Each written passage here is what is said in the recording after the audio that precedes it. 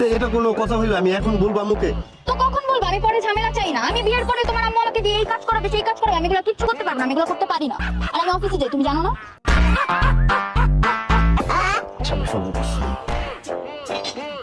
Hello আম্মু, ওই যে তোমার হবু বৌমা বলতেছি কি, ও ওই যে কাপড় চাপড় এগুলো ধুইতে পারে না, বুঝছো?